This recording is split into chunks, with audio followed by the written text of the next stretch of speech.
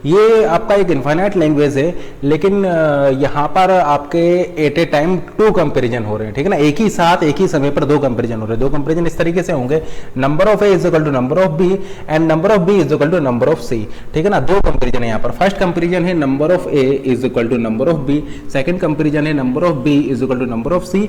इसके साथ साथ यहाँ पर ऑर्डरिंग भी हमने की है। सबसे पहले सभी ए आएंगे, फिर सभी बी आएंगे और फिर सभी सी आएंगे।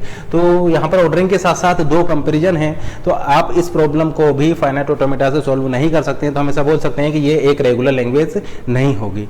उसके साथ साथ आप इस लैंग्वेज को पीडीए से भी सॉल्व नहीं कर सकते। पीडीए भी इस लैंग्वेज को प्रोसेस नहीं कर सकता है, क्योंकि हमने जैसे कि आपको बताया पीडीए केवल एक कंपेरिजन कर सकता है और यहाँ पर एट ए टाइम 2 कंपेरिजन हो रहे हैं। एट ए टाइम 2 कंपेरिजन हो रहे हैं, इसलिए आपको इसको प्रोसेस करने के लिए टेप या ट्यूरिंग मशीन का यूज करना पड़ेगा। तो टेप और ट्यूरिंग मशीन का यूज करके आप इस लैंग्वेज को प्रोसेस कर सकते हैं और ये लैंग्वेज आपका हो जाएगा कॉन्टेक्स्ट सेंसिटिव लैंग्वेज। तो ये आपका एक सीएसएल है और इस सीएसएल को प्रोसेस करने के लिए आप एक एलवीए या टेप या ट्यूरिंग मशीन का यूज करेंगे। लेकिन मान लीजिए इसको हम चेंज कर देते हैं, इस क्वेश्चन को चेंज कर देते हैं और यहां पर लिख देते हैं n is greater than equal to 1।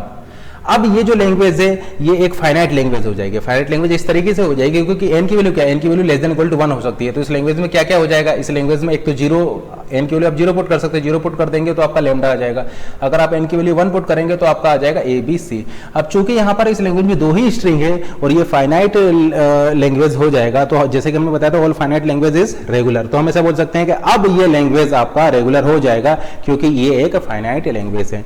या फिर मान लीजिए हम यहाँ पर 1 की जगह 100 लिख देते हैं, तब भी हम ऐसा बोल सकते हैं कि ये लैंग्वेज आपका फाइनाइट है, तो आप ये लैंग्वेज आपका रेगुलर हो जाएगा। जैसे कि इस केस को देखिए, व्हेन जब आपका n की value less than equal to 1 थी तो ये लैंग्वेज आपका ये हो जाएगा और इसके लिए रेगुलर एक्सप्रेशन क्या हो जाएगा, इसके लिए रेगुलर एक्सप्रेशन हो जाएगा लैम्डा प्लस एबीसी, ठीक है ना। अब चूंकि इस लैंग्वेज के लिए आपने रेगुलर एक्सप्रेशन लिख दिया है, ये रेगुलर एक्सप्रेशन लिख दिया है, इसलिए ये लैंग्वेज आपका रेगुलर हो जाएगा। लेकिन अगर आप मान लीजिए यहाँ पर n की वैल्यू 100 लिख देते हैं, अभी भी ये आपका एक फाइनाइट लैंग्वेज है, ठीक है ना।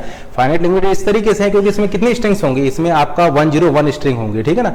फर्स्ट हो जाएगा लैम्डा, सेकंड हो जाएगा एबीसी, थर्ड हो जाएगा ए स्क्वायर बी स्क्वायर सी स्क्वायर और सबसे लास्ट वाली स्ट्रिंग हो जाएगा ए पावर 100 बी पावर 100 सी पावर 100। तो चूंकि यहाँ पर इस लैंग्वेज में 101 स्ट्रिंग्स हैं और 101 क्या है, 101 इज अ फाइनाइट टर्म, तो इसमें फाइनाइट स्ट्रिंग्स है, तो हम ऐसा बोल सकते हैं कि ये लैंग्वेज आपका फाइनाइट है, इसलिए हम ऐसा बोल सकते हैं ये एक रेगुलर लैंग्वेज हो जाएगा। अगर यहाँ पर हम 100 की जगह अगर 1 मिलियन या 1 करोड़ या 1 बिलियंस भी लिख देते हैं, तब भी ये एक रेगुलर लैंग्वेज होगी क्योंकि ये फाइनाइट होगी। अगर मान लीजिए हम यहाँ पर चेंज करके लिख देते हैं n is greater than equal to 100, अब ये एक इनफाइनाइट लैंग्वेज हो जाएगी।